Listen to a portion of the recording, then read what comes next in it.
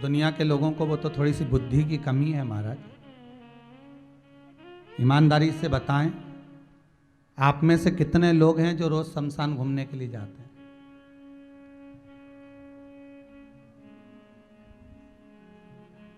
जब कोई जाता है तभी तो जाते हो, ठीक है, और कभी कभी खुद भी चले जाते हो। मतलब वो तो जाता है तो जाते हो, नहीं तो कभी कभी अपन भी चले जाते हैं, ठीक है। तो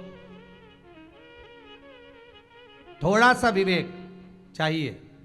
निवेदन है, शमशान में अगर प्रवेश करो किसी मुर्दे को लेकर तो पहले शमशान के उस चौखट को नमन करना जिस चौखट में शिव साधना में डूबा हुआ है। उन जीवात्माओं को नमन करना, ना जाने कितने शरीर उस शमशान की भूमि में शिव में रम गए होंगे, उन जीवात्माओं को नमन करना। पर व्यक्ति लेकर गया, डायरेक्ट अंदर प्रवेश कर गया, पहुंच गया डायरेक्ट। एक हमारे यहाँ हिंदू धर्म में एक रीति है, शायद आप लोगों को मालूम होगा, कि शमशान में ले जाने से पहले अर्थी को कुछ देर पहले कुछ एक कहीं स्थान दिया जाता है कि वहां रोक दिया जाता है। महाराज ये कौन सी पुराण में लिखा है और किस लिए रोका जाता है उस अर्थी को? बोलिए।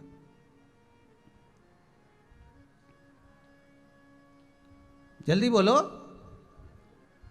कौन सी पुराण में लिखा है कि मुर्दे को लेकर जाओ तो बीच में कहीं एक स्थान ऐसा होता है जहां अर्थी को जमीन पर रख दिया जाता है, कोई स्थान बनाया जाता है, वहां रख दिया जाता है, कुछ देर रोक दिया जाता है और अर्थी उठाने वाले फिर उसको वापिस लेकर जाते हैं और शमशान में प्रवेश कर। इसका महत्व क्या है? इसका मतलब क्या है? क्या कारण है? तो शिव पुराण कहती है महाराज, जब किसी जीवात्मा को लेकर जाया जाता है, ये नियम था बेलपत्री के पेड़ का। काय का नियम था? ध्यान देना जरा। ये नियम था कि बेलपत्री का पेड़ जहां पर मिलता था अर्थी को वहां थोड़ी देर विश्राम दिया जाता था कि इस बेलपत्र की छांव में जो शरीर पड़ा है वो भगवान शंकर का हो गया, अब तो केवल मात्र ले जाकर आग लगाना है। कहते हैं, गरुड़ पुराण कहती है 10 दिन तक जीवात्मा मरने के बाद घर की अटारी पर रहती है। कितने दिन? जम के बोलिए। 10 दिन तक जीवात्मा घर की अटारी पर रहती है। शिव महापुराण की कथा कहती है, गर्ग संहिता कहती है, लिंग पुराण कहती है, नर्मदा पुराण कहती है और अग्नि पुराण कहती है। महाराज पद्म पुराण में भी व्याख्यान मिलता है कि जीवात्मा 10 दिन तक जब घर की अटारी पर रहती है, मुर्दे को जब लेकर जाते हैं तो जीवात्मा उस स्थान तक साथ जाती है जिस स्थान पर विराम दिया जाता है। इसके बाद जीवात्मा शमशान में प्रवेश नहीं करती, वहीं से जीवात्मा उस व्यक्ति के घर पहुंच जाती है। इसलिए अर्थी को रोकने के बाद एक पत्थर फेंका जाता है। ध्यान होगा आप लोगों को, जहां अर्थी को रोकते हैं वहां पर एक छोटा सा कंकर पत्थर फेंक देते हैं, 2-4 उठाकर, अर्थात जीवात्मा वहां से वापस लौट जाती है उसी जगह जहां से अर्थी उठी थी, उसके घर पर जहां से अर्थी को लेकर आए थे। जीवात्मा वहां पहुंच जाती है। 10 दिन तक जीवात्मा उस अटारी पर रहती है। 10 दिन तक उसको दिखाया जाता है तेरे मरने के बाद क्या हो रहा है, तेरे मरने के बाद भजन हो रहा है कि नहीं हो रहा, नाम जाप हो रहा कि नहीं हो रहा, कि लोग पूरी सब्जी खा रहे हैं, तो जीवात्मा को दिखाया जाता है। कई लोग आज तक दुनिया के लोगों को नहीं मालूम कि अर्थी को क्यों रोकते हैं बीच में। कारण क्या? बच्चे भी पूछते हैं यहां क्यों रोका था, काय के लिए रोका था?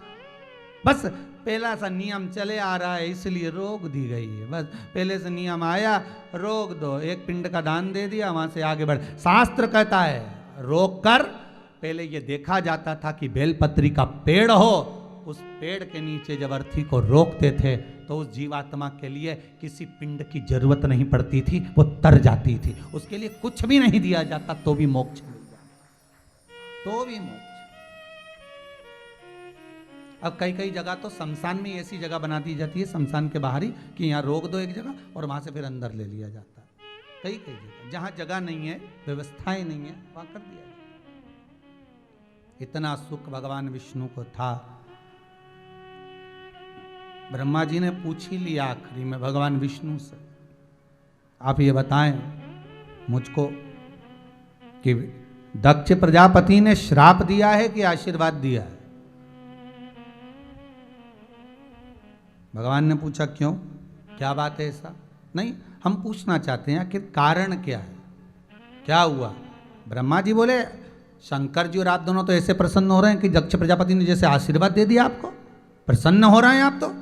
भगवान विष्णु ने कहा ब्रह्मदेव तुम समझ नहीं पाओगे, प्रसन्नता इस बात की है कि दक्ष प्रजापति ने शंकर को शमशान में बिठाया है।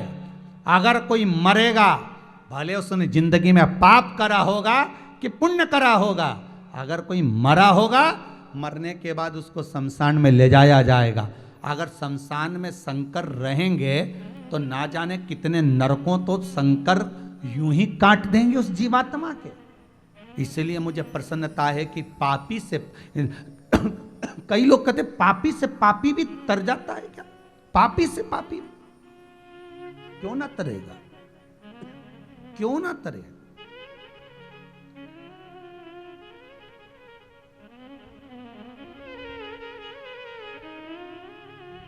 अरे भाई, किसी ने अगर पाप कर्म भी करा है तो उसको अगर शमशान तक लेकर गए हैं महाराज, तरा है। शिव के धाम तक तो पहुंच गया, शंकर के दरवाजे तक तो पहुंच गया, कुछ नरक तो शिव ही काट देगा मेरा भोलेनाथ। ऐसे कई नरक हैं महाराज, देखिएगा गरुड़ पुराण 5वां अंश अच्छे से पढ़ना उठाकर। ये वाली गरुड़ पुराण नहीं जो किसी के मरने के बाद वो 5-10 दिन में पूरी कर दी जाती है। 19,000 श्लोक है गरुड़ पुराण में। कितने श्लोक हैं? 19,000 श्लोक गरुड़ पुराण के अंतर्गत हैं। उस गरुड़ पुराण का 5वां अंश उठाकर देखिए, उसमें लिखा हुआ है कि शंकर भगवान की शमशान में जब जीवात्मा को चिता पर रख कर अग्नि दी जाती है तो शंकर उसको, जीवात्मा तो यहां पर उस शरीर को तो जलाया जाता है, पर वो जीवात्मा जो किसी की अटारी पर बैठी है, शंकर नंदी पर सवार होकर वहां पहुंचते हैं और उस जीवात्मा से पूछते हैं कि तेरे शरीर को मेरे दरबार में लाकर आग लगाई गई, भस्म तैयार कर कर मुझे चढ़ाई गई, मैं तुझसे पूछता हूं कि तू कौन सी जीवात्मा को किस रूप में जल्दी से जल्दी छोड़ना चाहेगी? जीवात्मा कहती है मुझे वो शरीर प्रदान कर दो जिससे मुझे तुरंत मुक्ति मिल जाए। ये शंकर ही देते हैं वो जीवात्मा को फल। कहते हैं मच्छर हुआ, कितने दिन की जिंदगी? मात्र 1.5 दिन, 2 दिन, 2.5 दिन की। मच्छर का जीवन कितने दिन का? 2.5 दिन का। समाप्त।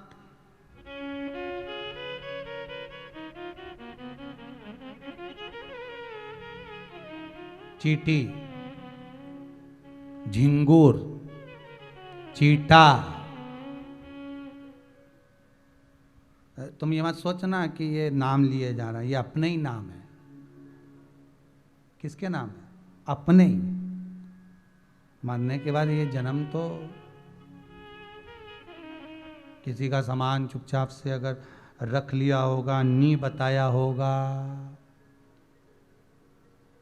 तो झिंगुर तो बनोगे। किसी की साड़ी रख ली, उसने पूछा मेरी साड़ी दिख रही है वाली, तो तूने दी नहीं कि मेरी है इसी कलर का, मैं तो तुम्हें दे चुका, तुम्हारी तो कब की चली गई। बस तो झिंगुर बाई तो बनेगी, तो बनना।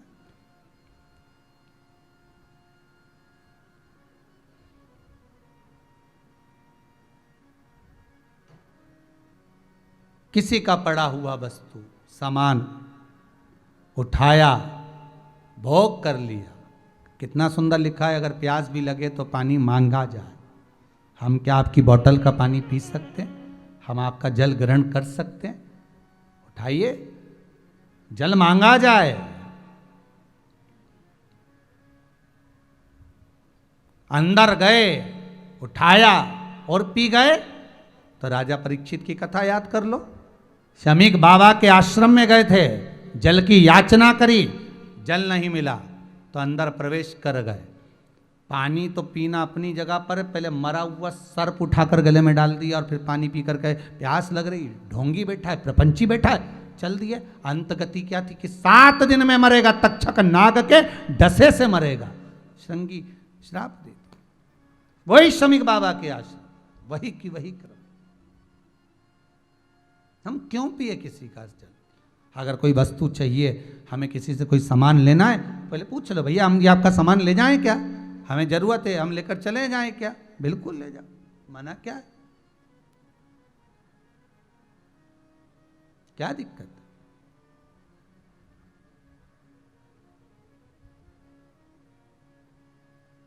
अब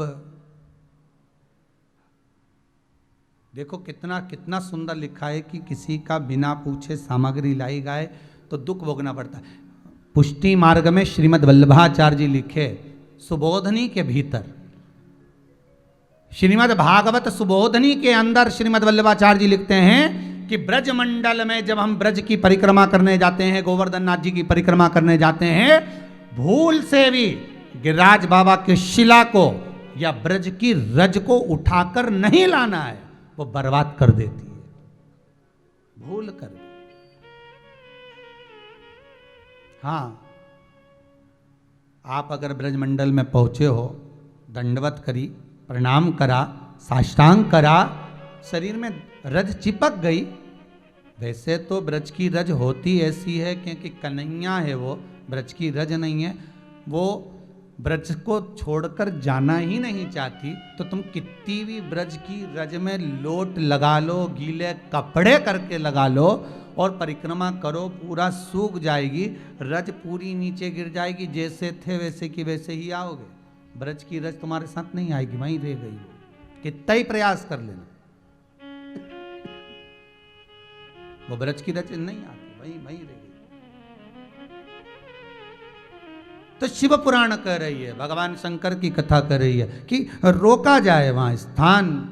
स्वयं ताड़कासुर भले राक्षस प्रवृत्ति का था, पर भगवान शिव की आराधना उसने हृदय चित्त से करी है। भगवान को पाने का एक तरीका ढूंढा है, आनंद ढूंढा।